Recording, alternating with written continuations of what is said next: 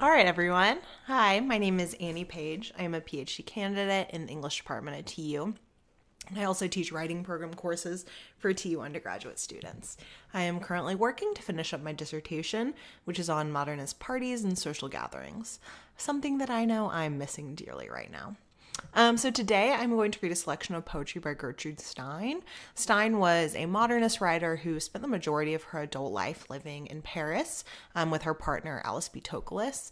And she's often remembered as sort of a social chair for the Parisian artistic and literary community. She held regular salons in her apartment where the likes of Ernest Hemingway, Pablo Picasso, and F. Scott Fitzgerald gathered. I'm going to read from Stein's 1914 collection, which is titled Tender Buttons. And this is sort of a bizarre, kind of odd work, definitely experimental, and it falls somewhere almost between prose and poetry. She organizes this experimental work around three themes: objects, rooms, and food. In this collection, Stein uses language in really rather odd ways, often repeating words and phrases, seemingly jumbling familiar words in unfamiliar ways, and sometimes speaking just what seem to be untruths, such as that quote, white and red are black. She uses language in such a way to encourage her reader to reimagine mundane household fixtures, and often uses ordinary objects to make her reader think about the nature of language itself. So Tender Buttons was inspired by Cubism, and Stein wished to do to words what Cubist artists had done to visuals. So Cubists, like Picasso, reimagined visual art by painting an object from a variety of perspectives, often resulting in a sort of abstract, fragmented image. Stein hoped to use a similar technique on language itself. So, for example, poetry scholar Marjorie Perloff writes that, quote, Stein does not give us an image, however fractured, of a craft on a table. Rather, she forces us to reconsider how language itself actually constructs the world we know. Stein's meditation on everyday objects feels particularly prescient right now, as we are all stuck in our rooms, staring at our objects, and if you're like me, making regular visits to our refrigerators for more food. So I'm going to read from a section where Stein ruminates on clothes, a long dress, a red hat, and a blue coat. And I've chosen to read from this section because I miss my clothes, and I like to think my clothes miss me. And whenever I need a little pick-me-up in this sort of quarantine life, I like to change out of the athleisure and leggings that I'm wearing right now, put on a cute outfit, and feel a bit more kind of connected to the daily happiness, the daily joy, the daily beauty that's still offered and available to us. Okay, so this is from Tender Buttons by Gertrude Stein. A long dress. What is the current that makes machinery, that makes it crackle? What is the current that presents a long line and a necessary waste? What is this current? What is the wind? What is it? Where is the serene length? It is there, and a dark place is not a dark place. Only a white and red are black. Only a yellow and green are blue. A pink is scarlet. A bow is every color. A line distinguishes it. A line just distinguishes it. A red hat. A dark gray. A very dark gray. A quite dark gray is monstrous ordinarily. It is so monstrous because there's no red in it. If red isn't everything, it is not necessary. Is that not an argument for any use of it? And even so, is there any place that is better? Is there any place that is so much stretched out? A blue coat. The blue coat is guided away. Guided and guided away. That is the particular color that is used for that length, and not any width, not even more than a shadow. So reading this aloud provides a sort of soothing rhythm, right? It's enjoyable kind of just to listen to. But I do want to briefly provide some thoughts on a long dress in particular, okay, that first little section that I read. And here I want to focus in on the word current and the two ways that Stein is using and playing with this word. So in this section, Stein initially seems to be describing the process of making clothes, right? She writes about the current that makes machinery, that makes it crackle, the current that presents the long line and the necessary waste, right? So the current that maybe makes these clothes. These words spark images of a factory, right? One can almost envision the whir of machinery producing these dresses in bulk. The factory itself is a particularly modern locale, right? In 1914, the production of clothing was changing. What used to be a handmade item, right? A handmade long dress made either at home or by a tailor or by a seamstress, carefully, stitch by stitch, can now be manufactured ready to wear and en masse by this electrical current of machinery. And so it's difficult to escape these sort of reaches of industrialization and the changes brought by modernity, right? They're even coming and reaching into our closet and affecting the very clothes that we wear. And then her use of the word current also makes one think of current in the sense of, right, up to date, fashionable, in season, fresh, stylish, right? These terms that many fashionistas are often thinking about. And here, right, she's speaking also to the power of parts of clothing. She calls clothing, she says that clothing has a necessary waist. It has a serene length, and it has a line, right, that distinguishes it. And so here she's paying sort of newfound attention to something that's easy to overlook, right? The beauty of an object of clothing, the way that it hangs. And she's reminding her readers that even these seemingly insignificant objects are in fact necessary and serene. And looking at a dress from this vantage point of what is current and what is fashionable, once again sort of rushes this normal object, a dress, into modernity, right? Reminding us that we are all sort of part of time's marching forward, even as we are wanting to be current. I love this poem because I think Stein is able to connect something that is so easy to look over, a dress, to a much larger conversation about industrialization and modernity. And ultimately, her poetry encourages us to think more deeply about the words that we use, the objects that are around us.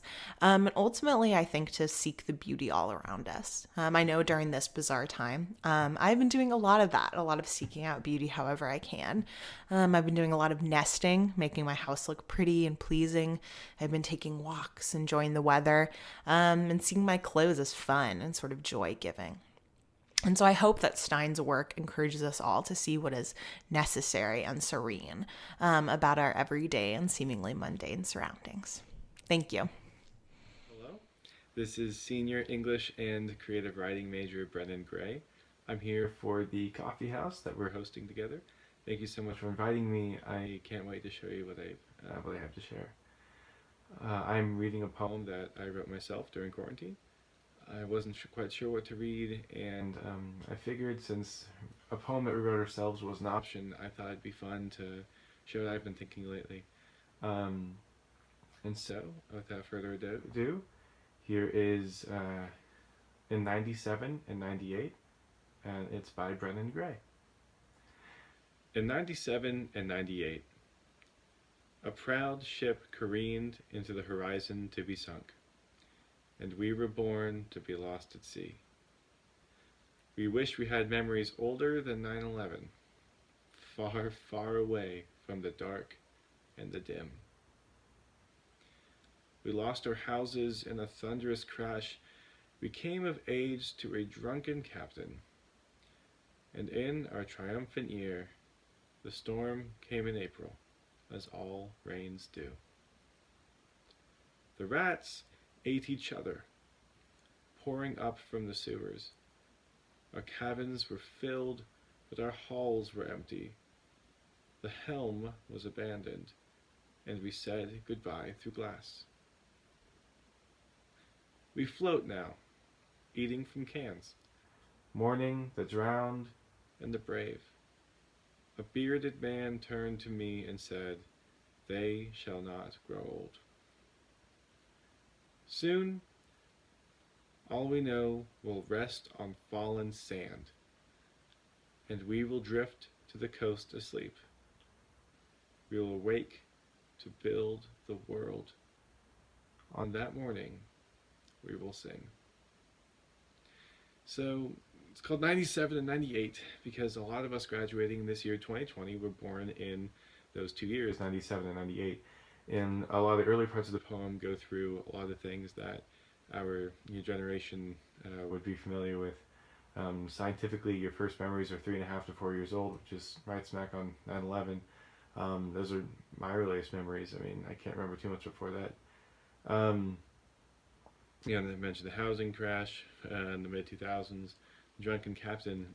If you're born in 97, 98, not only is this your graduation year for a lot of us, but also the first election you could vote in was Donald Trump's election in 2016, which is a very, very interesting first time electing someone. Um, and then, of course, it gets into what we're going through right now, our triumphant year when we graduate college and get to be adults, and um, man, this is how it happens, huh? Um, and that's what this poem is sort of speaking to. The rats eating each other in New York because there's not enough food scraps, and the cabins being filled because everyone's home. The halls, the streets, everything is empty. Very poetic, I thought. And so when this is over, I guess we'll be, floating aimlessly, trying to figure out, get it on our feet. We've got to find jobs, got to find our place in the world, and a hard time to do that.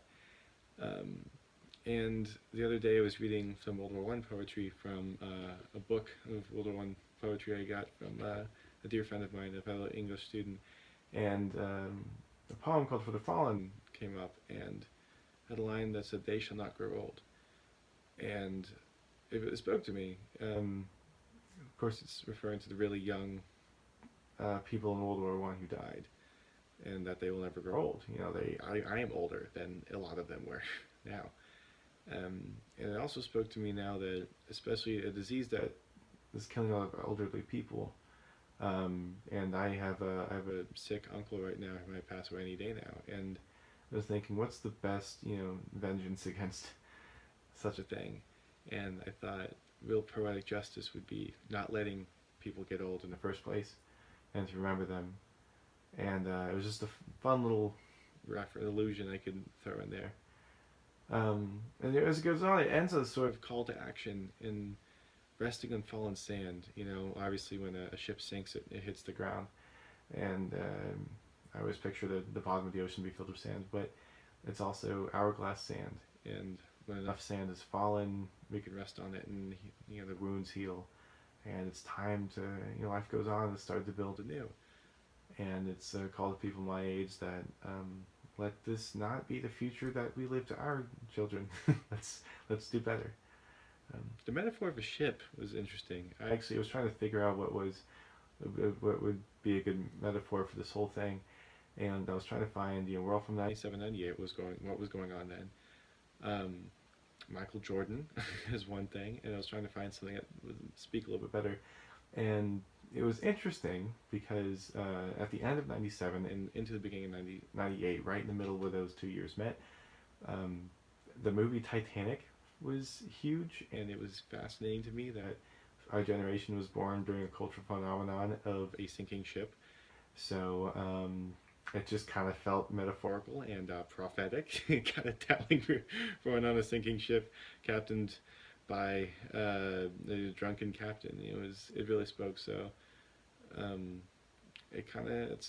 that's the poem, and that's how I've been feeling. I'd love to hear how everyone else is feeling. Thank you so much for including me in this. I hope you enjoyed the poem. I'll keep working on it. I'll keep writing more poems. But for now, have a wonderful, wonderful evening. I'm recording this at 1:40 in the morning because that's when college students do everything. And you all mean very much to me, just so much to me. And everyone stay safe out there. Thank you.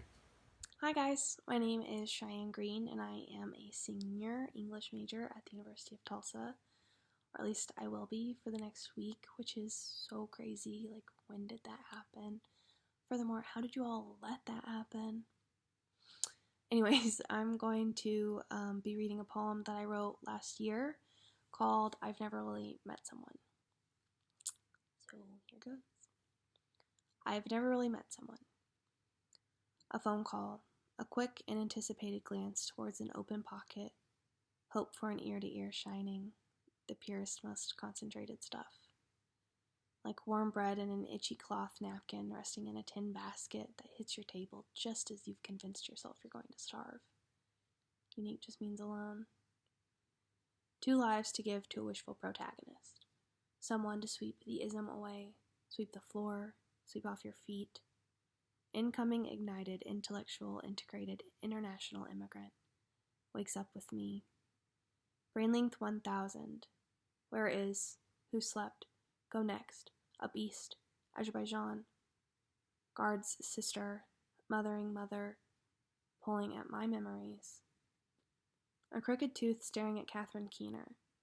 Sings in the shower. Back nape. 5/8 shiner. Atheist skeptic. Skeptic atheist. Good listener either way. Every man I loved went to bed with Gilda. All's waves with nothing waving, no distance at all. And it's really not appropriate to talk about the light particle. Door number 3, contemplations of murder. Put them on display. The belief in God is the vote. Poker face. Text to make patience. Okie liability. Tonight it's beautiful, but it can't last. So I chose this poem because I wrote it the day after an adventure I had with someone that I don't get to see as much as I'd like to. We had spent a lot of time together in a very short time frame, and I just really enjoyed it. We had the best time. And right now, as a society, we aren't meeting people, we aren't spending time together, so it's nice to harken back to and sustain ourselves with the memories of good times while we all get through this together. I hope you're well and washing your hands and hugging your kids and kissing your parents from a distance if you have to. I'm quarantined with mine and it's been wonderful. Hope to see you all soon. Bye. Hello, my name is Nathan Blue. I am a senior English major here at TU. I'm honored to be a part of COVID Coffee House. I'm going to read a poem that I wrote, tentatively titled Combinations. Kind of wrote it about the stifling of motion while time keeps going in the same way, and time does that. But it's about how my perspective or outlook on the passage of time has changed a little bit because my motion has been limited. Sure, I can go for a walk, but the stability of measuring time by motion is kind of gone. Measuring time by going to and from class or to and from work or something like that has definitely changed. And I wanted to capture some of that change in this poem here. Like I said, tentatively titled Combinations. That's pretty short. I'll just get started. I inhale and smelled innumerable combinations of fried vegetables, mutilated legs of bulls, and the aggregate toxins of garbage bins intermingled. I sheltered in a bubble, blind to the glowing underpass. My lungs laundered impressions, and incessantly were reminded the ridicule of history lost to yielding. And in the early morning, papers stuffed haphazardly led a launch toward usury, between cotton pockets, all-consuming. All right, that's it. Thanks for listening. Happy Poetry Month. Stay safe, be well.